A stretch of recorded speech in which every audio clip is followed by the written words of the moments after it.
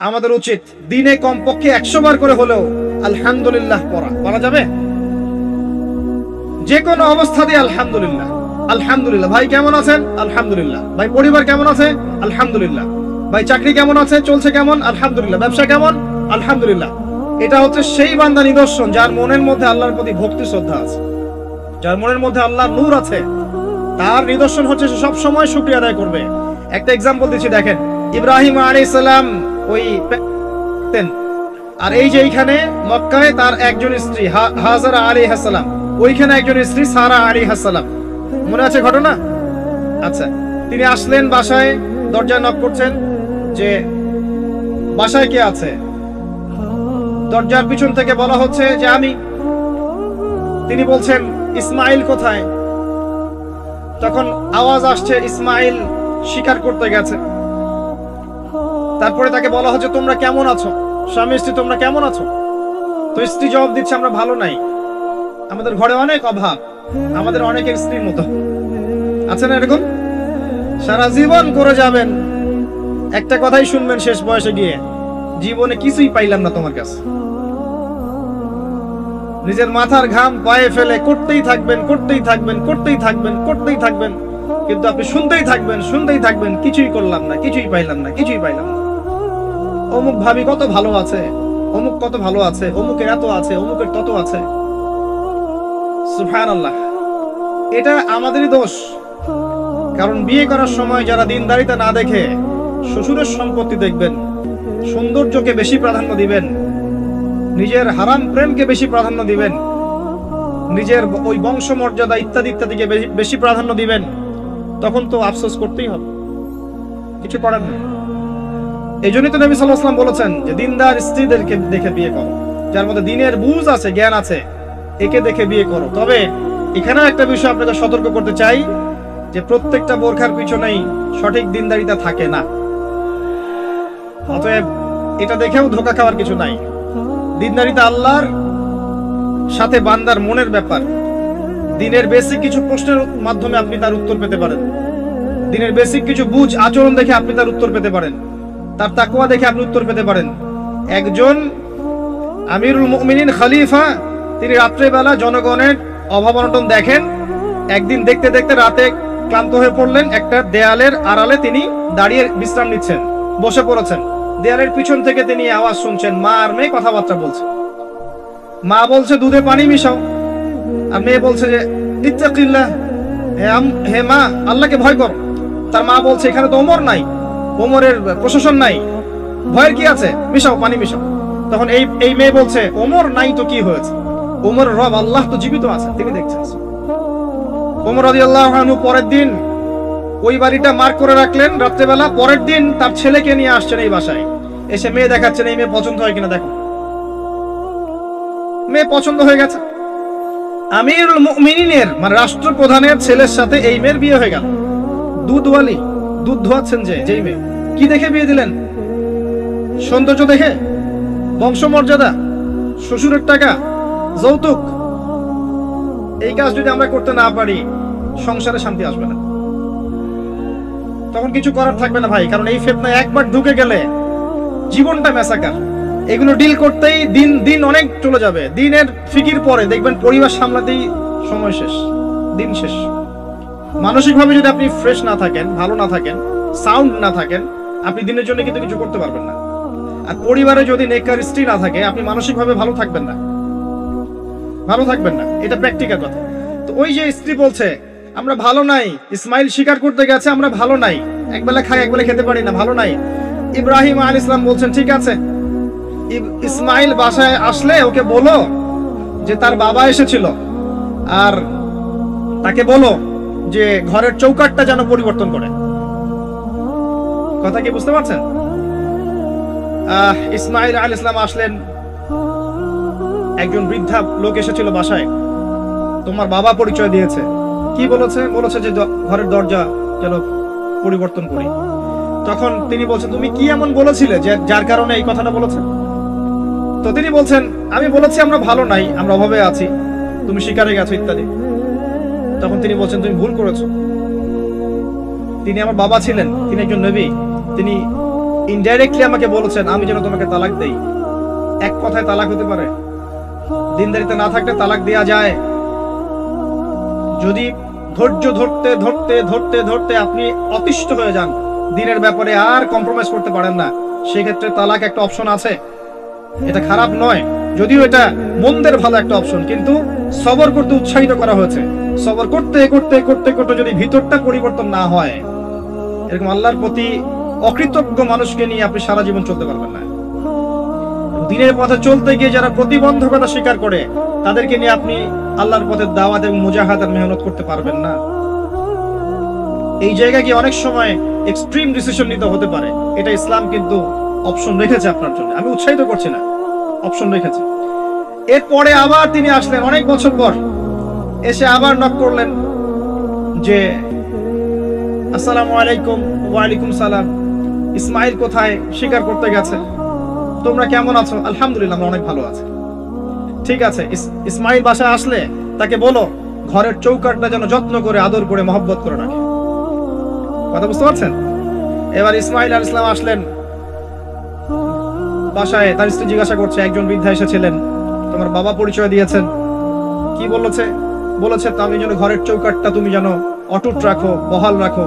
তুমি কি বলেছো? আমি বলেছি আমরা অনেক ভালো আছি। তখন তিনি বলছেন, আমার বাবা তোমাকে অনেক পছন্দ করেছেন, তোমাকে নিয়ে আমাকে সংসার করতে বলেছে। এই হলো অবস্থা। শুকরিয়া আদায় যারা করতে পারবে না, তাদেরকে নিয়ে চলা মুশকিল। লুকমান হাকিম, যাকে প্রজ্ঞা দেয়া হয়েছে, তাকেও আল্লাহ পাক আদেশ করছেন তুমি আল্লাহর শুকরিয়া আদায় করো। যে ব্যক্তি আল্লাহর শুকরিয়া আদায় করে, কৃতজ্ঞতা প্রকাশ করে, যে কোনো হালতেই বলতে পারে আল্লাহ আলহামদুলিল্লাহ আমি ভালো আছি। এবং আল্লাহ রাসূল সাল্লাল্লাহু আলাইহি ওয়াসাল্লাম বলেছেন, কখনো উঁচু স্তরের লোকদের দিকে তাকাবে না। যার উঁচু বাড়ি আছে, তোমার চেয়ে উঁচু বাড়ি আছে, তোমার চেয়ে বড় গাড়ি আছে, তোমার চেয়ে বেশি টাকা আর্ন করে, ওদের দিকে দেখবে না, ওদের দিকে চোখ দিও না। বরং তোমার চেয়ে নিচে যারা আছে, দরিদ্র যারা, তোমার চেয়ে যারা দরিদ্র, ওদের দিকে তাকাও। তাহলে তুমি আল্লাহর নিয়ামতের শুকরিয়া আদায় করতে পারবে ইনশাআল্লাহ। আমরা যদি হসপিটালে যাই, শুকরিয়া আদায় করতে পারবো না? যে এই যে হাজার হাজার মানুষ শুয়ে আছে, কারো ক্যান্সার, কারো ডায়াবেটিস, কারো অমুক, কারো তমুক, কারো অ্যাক্সিডেন্ট, কারো এইটা সেইটা, কারো ব্রেন টিউমার, কারো হার্টের সমস্যা, কত সমস্যা। কেউ হাঁটতে পারে না, কেউ বসতে পারে না, কেউ শুইতে পারে না, কেউ শুইলে ঘুমাতে পারে না। আমরা ভালো আছি না? আলহামদুলিল্লাহ, কৃতজ্ঞতা।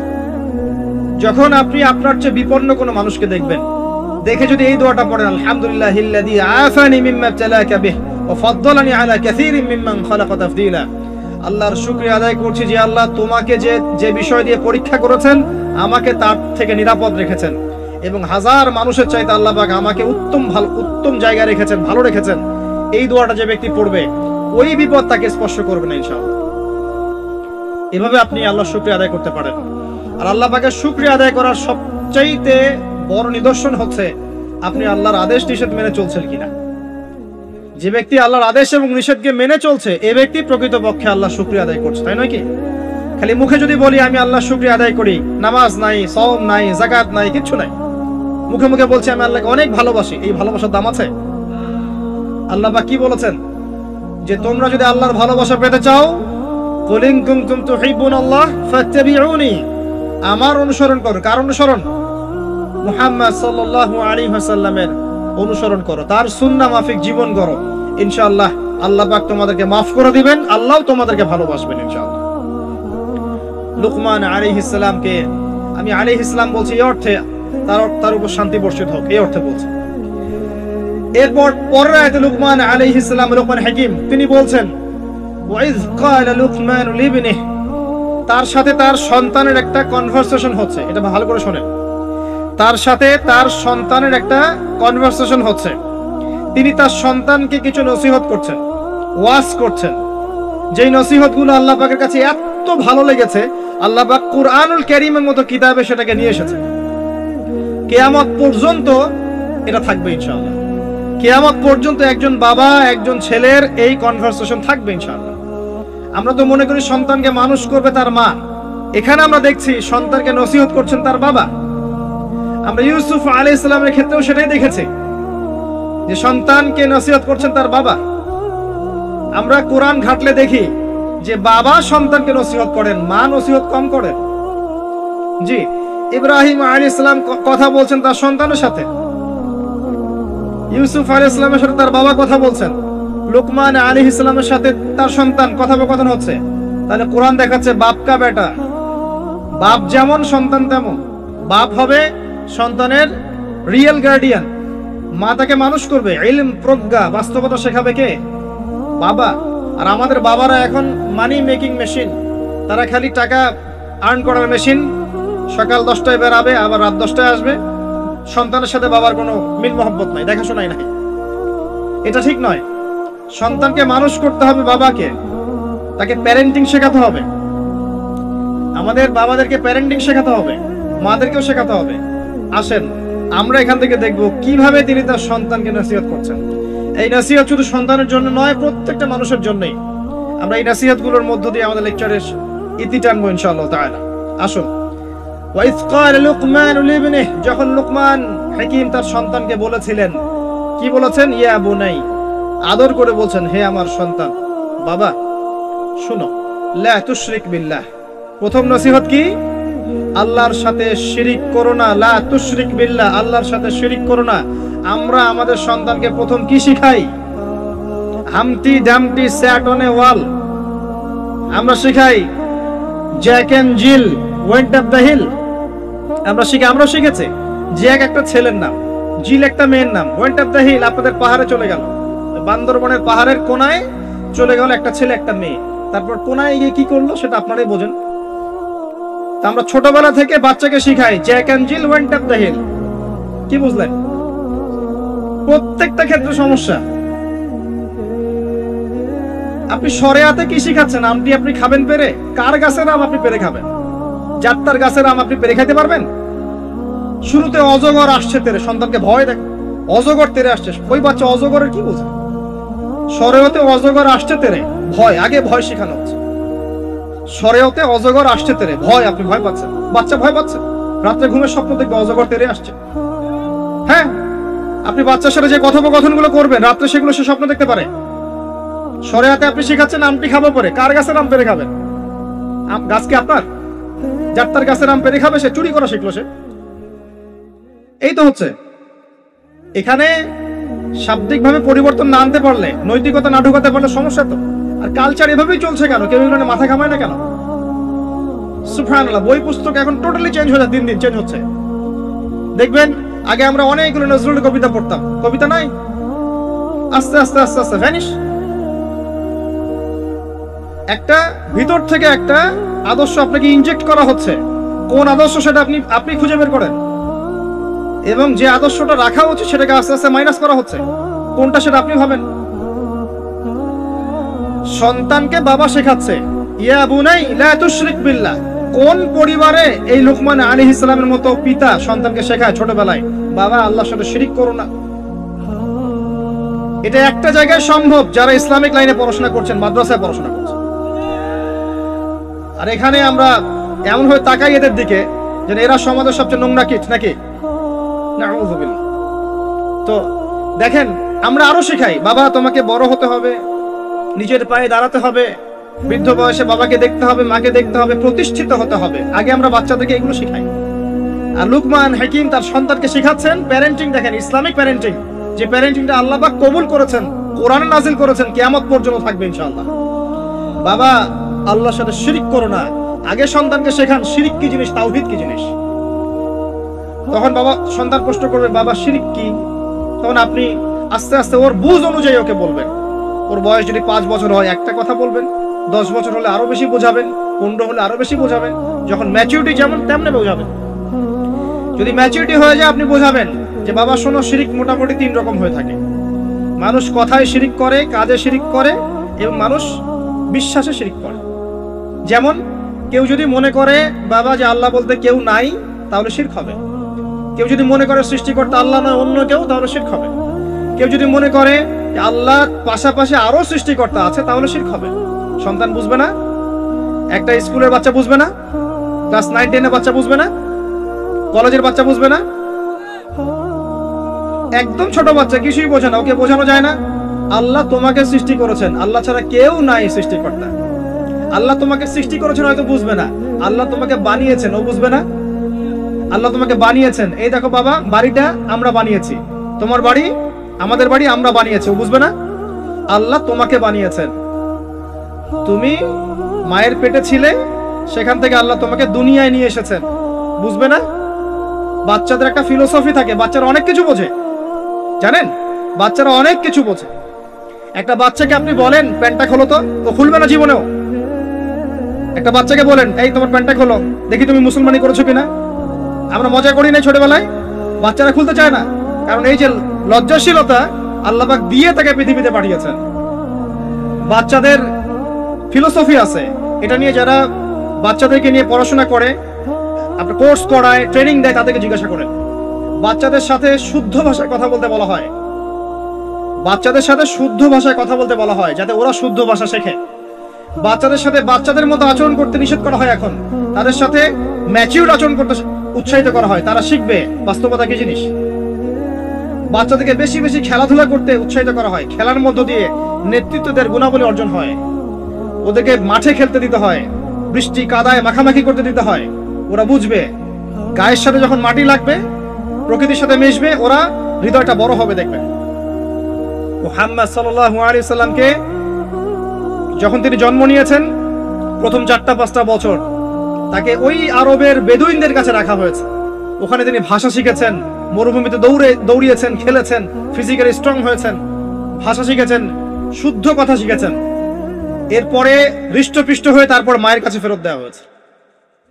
এখনকার জেনারেশনের বাচ্চাগুলোকে দেখেন কিভাবে বড় হয়ে ওঠে। আসেন, অনেক লম্বা হয়ে যাবে, পয়েন্টে চলে আসেন। বাচ্চাকে বোঝানো যায় না যে এর বয়স হিসাবে আপনি বোঝাবেন যে কেউ যদি মনে করে যে বাবা আল্লাহর পাশাপাশি অন্য কোন সৃষ্টিকর্তা আছে যে তোমাকে বানিয়েছে, তাহলে শিরক হয়ে যাবে। আর শিরকটা হচ্ছে এমন একটা পাপ। শিরকটা কি? আব্বু জিজ্ঞাসা করবে, বাবা শিরক এমন একটা পাপের নাম যেই পাপটা আল্লাহ পছন্দ করেন না। এটা একটা খারাপ জিনিস, পাপ হয়তো বুঝবে না। শিরক একটা কি জিনিস? খারাপ জিনিস। শিরক খারাপ। তোমাকে আমি আদর করছি আব্বু, এটা ভালো না? বলবে হ্যাঁ ভালো। তোমাকে যদি একটা থাপ্পড় দেই, খারাপ না? যে হ্যাঁ খারাপ। শিরক একটা খারাপ জিনিস, বাচ্চাকে বোঝানো যাবে না। বোঝাতে গেলে পারলে সবকিছু বোঝানো সম্ভব। আর আরেকটু ম্যাচিউর যখন হচ্ছে, এই বাচ্চা তো ম্যাচিউর, যাকে বোঝানো হচ্ছে ইন্না শিরকা লা যুলমুন আযীম, এ তো ম্যাচিউর বাচ্চা, স্কুল কলেজ এই লেভেলের বাচ্চা। তাকে বুঝান যে কেউ যদি আল্লাহ ছাড়া অন্য কারো নামে কসম করে, শিরক হয়ে যায়। কেউ যদি আল্লাহ ছাড়া অন্য কারো নামে নজর মানত করে, শিরক হয়ে যায়। কেউ যদি আল্লাহ ছাড়া অন্য কারো নামে কুরবানি দেয়, শিরক হয়ে যায়। কেউ যদি আল্লাহ ছাড়া অন্য কারো জন্য ইবাদত করে, নামাজ পড়ে, রোজা রাখে, হজ করে, যাকাত দেয়, শিরক হয়ে যাবে। কেউ যদি আল্লাহ ছাড়া অন্য কারো কাছে চায়, তাহলে শিরক হয়ে যাবে, ইত্যাদি ইত্যাদি। এগুলো বোঝানো সম্ভব নয়? সম্ভব। এতটুকু তো বলা যায় আল্লাহ থেকেই সবকিছু হয়, মানুষের কোনো ক্ষমতা নাই। বুঝবে না সে? ইন্না শিরকা লা যুলমুন আযীম। বাচ্চাকে প্রথম শিখাচ্ছেন তার বাবা, বাবা শিরক করো না। শিরক হচ্ছে সবচেয়ে বড় জুলুম, সবচেয়ে বড় পাপ। আর আমরা আপনাদেরকে বলছি, শিরকের পাপ নিয়ে কেউ যদি মারা যায়, 99% সম্ভাবনা সে ব্যক্তি জাহান্নামে যাবে। 99% সম্ভাবনা কেউ যদি শিরকের পাপ নিয়ে মারা যায়, 99% সম্ভাবনা হচ্ছে সে ব্যক্তি জাহান্নামে যাবে। কারণ আল্লাহ পাক শিরকের গুনাহ ছাড়া যে কোনো গুনাহ মাফ করতে পারেন, শিরকের গুনাহ আল্লাহ পাক মাফ করেন না। শিরক ছাড়া যে কোনো গুনাহ আল্লাহ যাকে ইচ্ছা মাফ করতে পারেন। আমরা কি শিরক করব? তাওহীদ শিখবেন। একটা বইয়ের নাম বলে দেই, পড়ে নিয়ে তাওহীদ শিখতে পারবেন। বইটার নাম কিতাবুত তাওহীদ। কি নাম? কিতাবুত তাওহীদ। এখানে শিরকের সমস্ত ক্লাসিফিকেশন দেয়া আছে। কি করলে, কি চিন্তা করলে, কি বললে, কি আমল করলে শিরক হবে, সব লেখা আছে। তাকদীরকে অস্বীকার করলে শিরক হয়ে যায়। আল্লাহ পাকের হালালকে কেউ হারাম করলেও শিরক হয়, হারামকে হালাল করলে শিরক হয়। এই যে এখন কিছু মানুষ বলছে মুহাম্মদ সাল্লাল্লাহু আলাইহি ওয়াসাল্লাম শেষ নবী নন, আরো নবী নাকি আসতে পারে। শিরক আর কুফর। কেউ বলছে যে ভাগ্য বলতে কিছু নাই, আমি নিজে যা করব তাই ভাগ্যে লেখা থাকবে, শিরক হয়ে যায়। এমনও বলছে মানুষ, এখন নতুন নতুন অনেক ফিতনা। এখন বলছে আমরা শুধু কোরআন মানি, হাদিস মানি না। আছে না? শিরক এবং কুফর। আসেন, এরপরে তার সন্তানকে তিনি কি বলছেন? আল্লাহ পাক এই কথাগুলো সবার জন্য নসিহত করছেন।